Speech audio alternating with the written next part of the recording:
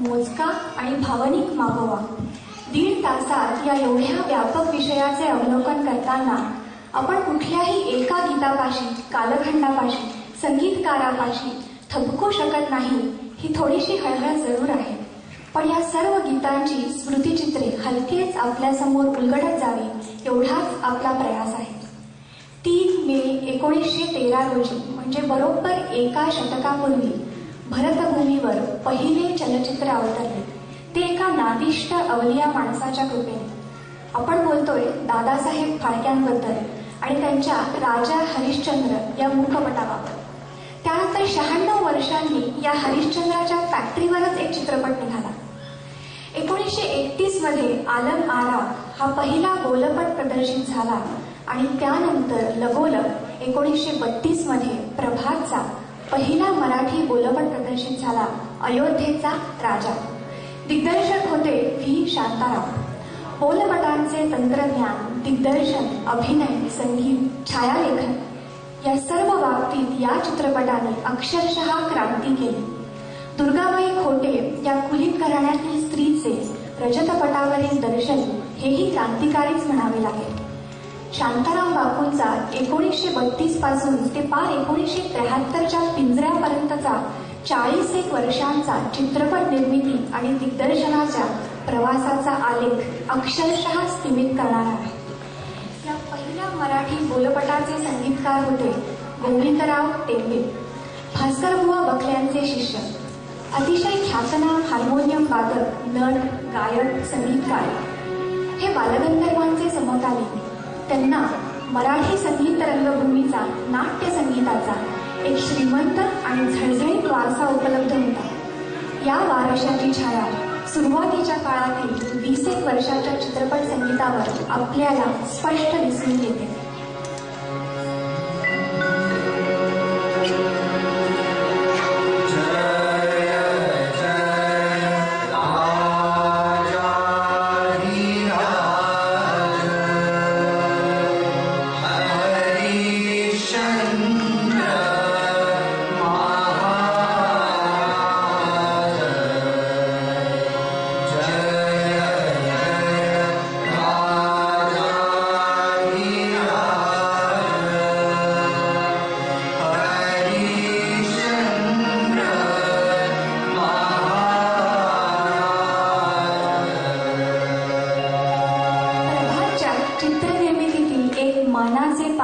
संत तुकाराम त्या काळी पार वेनिस फिल्म फेस्टिवल पर्यंत जाऊन आलेला, नावाजला गेलेला, आजही अतिशय ताजा वाटणारा चित्रपट. याचे गीतकार होते शांताराम आठवले.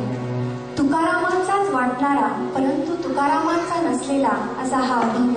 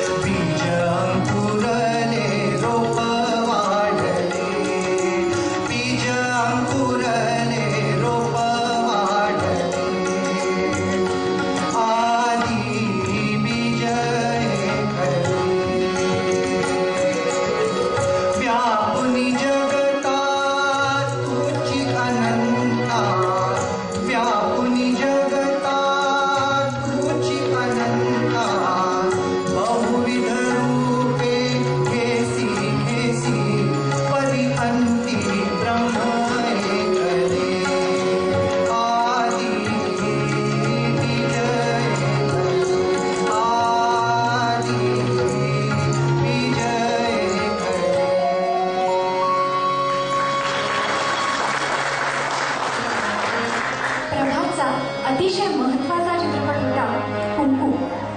हरिनारायण आपट्यांच्या न पटणारी गोष्ट या कादंबरीवर आधारित पुरोगामी भूमिकेतून सामाजिक रूढीबाबत परखड भाष्य करणारा, काळाच्या पुढे असणारा चित्रपट.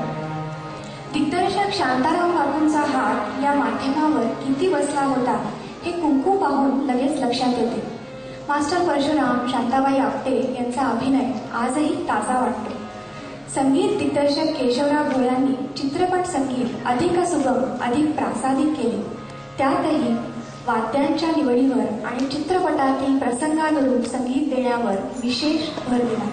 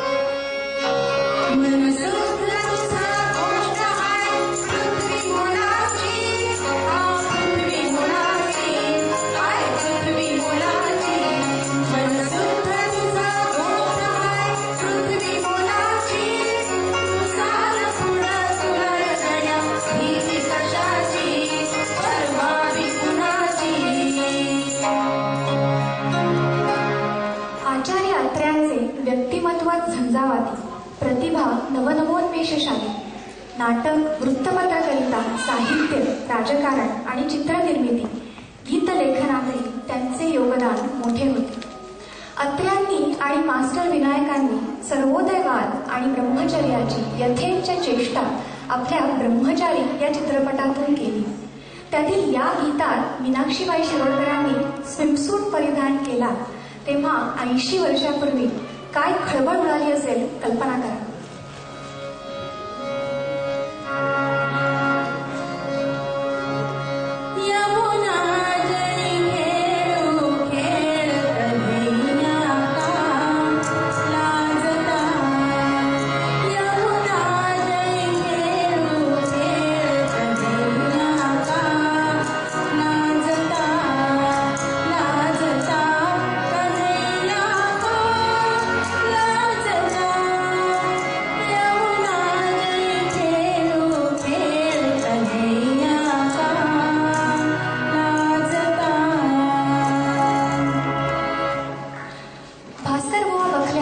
अजून एक शिष्योत्तम मास्टर कृष्णराव, गायक, नट, खयाल गायक, संगीतकार. मास्टर कृष्णरावांनी पारंपरिक संगीत देण्याच्या पद्धतीला पूर्ण छेद दिला आणि चित्रपट संगीत अधिक सुगम, अधिक रसाळ केले. मिनिमम कॉम्पोजिशन्स ही त्यांची खासियत. खरं तर त्यांची संगीत तालीम पाहता हे पाऊल क्रांतिकारीच म्हणायला हवं. मला नवल वाटतं ते बुवांचं आणि त्यांच्या शिष्यांचं. ना बुवांनी ना शिष्यांनी आपल्या कष्टाने मिळवलेल्या आपल्या शास्त्रीय संगीताचे कधी अवलंबन माजवले. उलट संगीत सहज, प्रासादिक आणि लोकमान्य करण्यावर भर दिला. मास्टर कृष्णरावांचे संगीत असलेले माणूस आणि शेजारी हे प्रभातपट अतिशय लोकप्रिय झाले. माणूसचे नुसते स्टिल सीन पाहिले तरी दिग्दर्शक शांताराम बापूंचा हात या माध्यमावर किती बसला होता ते सहज लक्षात येते.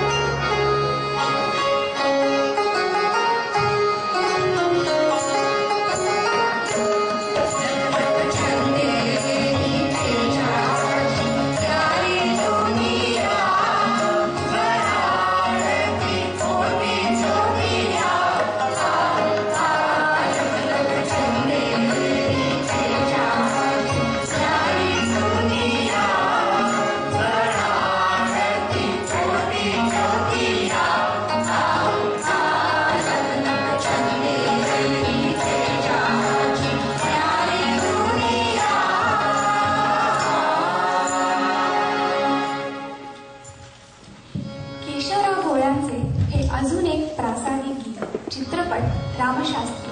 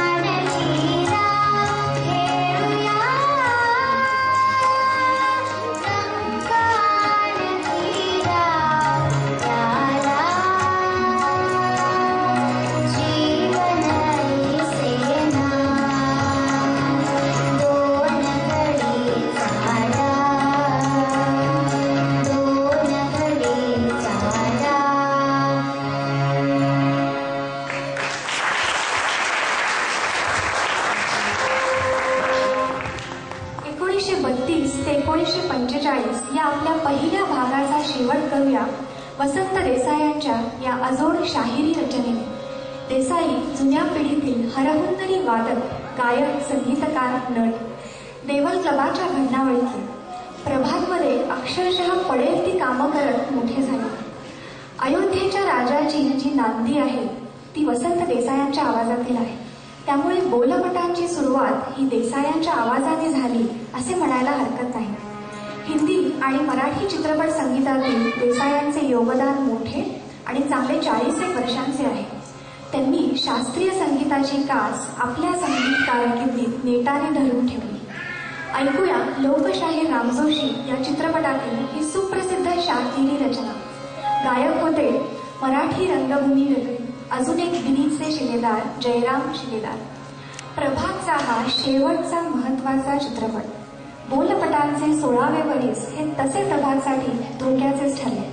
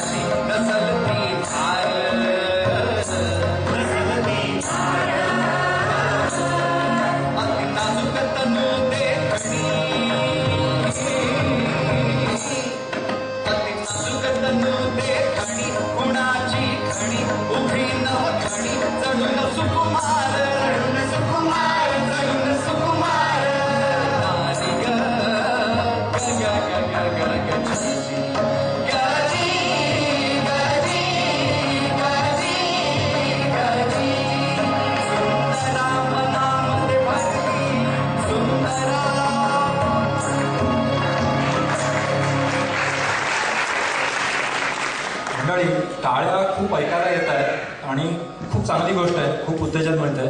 पण फक्त एवढं लक्षात ठेवा की अजून 3 पर्व बाकी आहेत आणि आपल्याला आपला उत्साह एवढाच टिकवून ठेवायचा आहे. प्रभातच्या अस्ताबरोबरच चित्रपट कंपनीच्या माध्यमातून चित्रपट निर्मितीचे पर्वही संपले. परंतु रसिकांच्या सुदैवाने थांबले मात्र नाही. प्रभातमध्ये उमेदवारी केलेल्या अनेक प्रतिभावंत कलावंतांनी ही जबाबदारी आपल्या खांद्यावर घेतली आणि पुढची 20-30 वर्ष अतिशय समर्थपणे पेरली देखील. इतकी की हा कालावधी म्हणजे मराठी चित्रपटसृष्टीचा सुवर्णकाळ ठरला. या कलाकारात प्रामुख्याने उल्लेख करावा लागेल तो सुधीर फडके आणि गदी माडगुळकर या कलाकारांचा. त्यांच्या स्वतंत्र आणि संयुक्त अशा कारकिर्दीचा आढावा घ्यायचा तर त्यासाठी एक वेगळाच कार्यक्रम करायला लागेल. त्या दुसऱ्या पर्वाची सुरुवात करूया याच जोडीच्या 1950 मधील सीता स्वयंवर या चित्रपटातील मनोरथा चलत्या नगरीला या गीताने.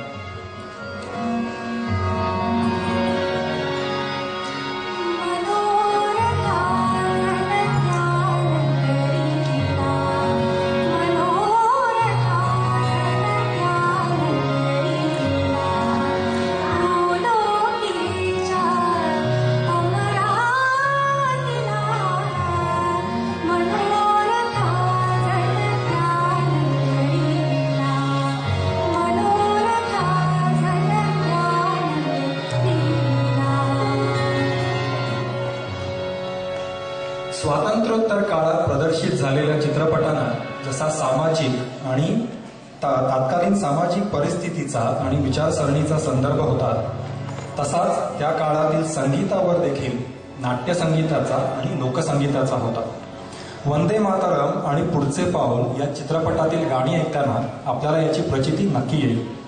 या चित्रपटांचे अजून एक वैशिष्ट्य म्हणजे त्याचे नायक होते पु ल देशपांडे. हा मंत्र जानी आचरीला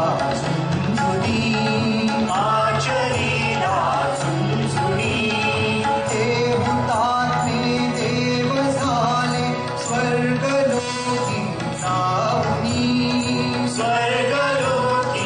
जाऊनी जातयांच्या आरतीचे गीत वंदे मातरम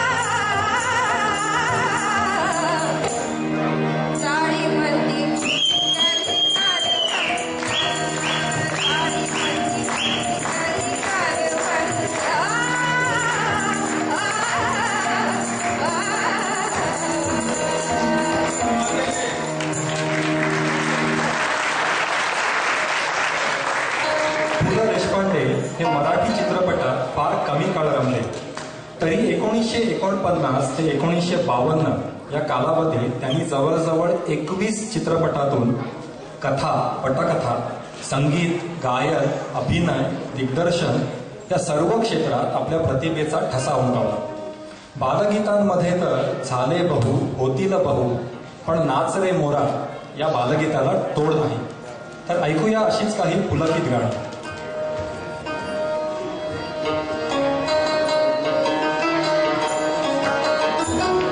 नाच रे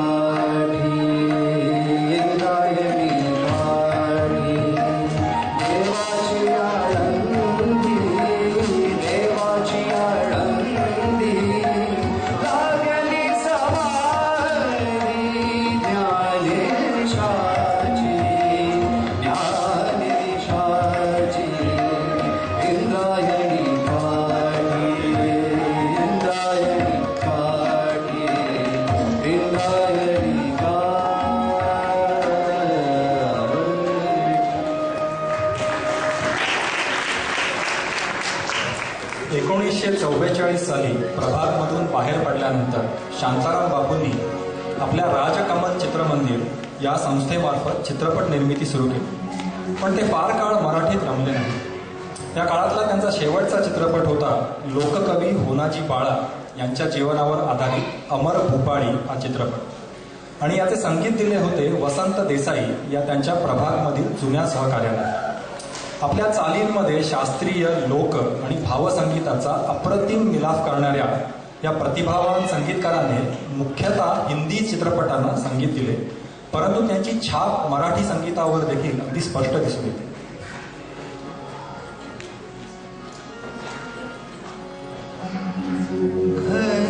घनश्याम सुंदरा श्रीधरा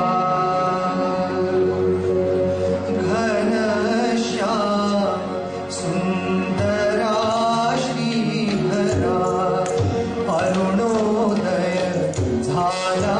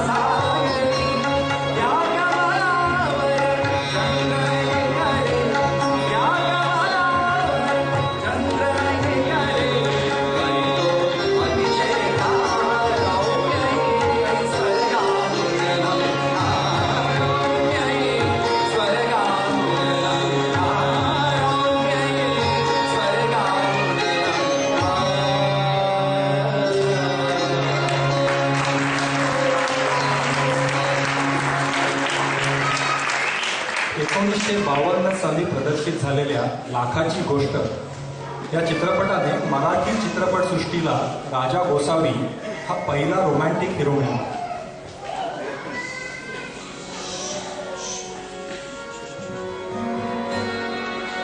डोळ्यात वाच माझ्या तू गीत भावनांचे साथ जाविना कळावे संगीत लोचनाचे डोळ्यात वाच माझ्या तू गीत भावनाचे तू गीत भावनाचे डोळ्यात वाच माझ्या तू गीत भावनाचे तू गीत भावनाचे.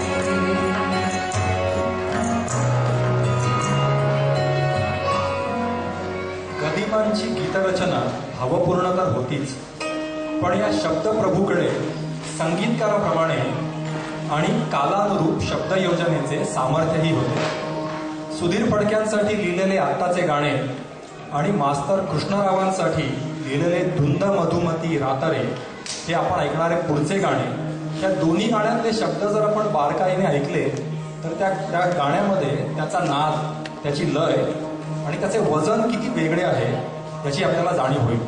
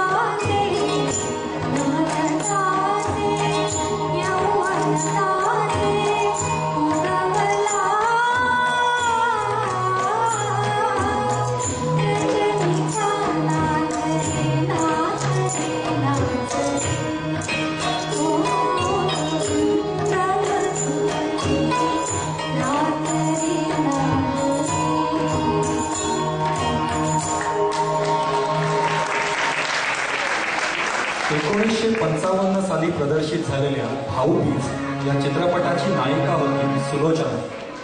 राजा परांजपे, भालजी पेंढारकर यासारख्या कारागिरांनी पैलू पाडलेला हा हिरा आपल्या शालीन सौंदर्या इतकाच आपल्या जातीवंत अभिनयाने देखील मराठीतच नाही तर हिंदी चित्रपटसृष्टीत देखील अनेक वर्षे झळकला.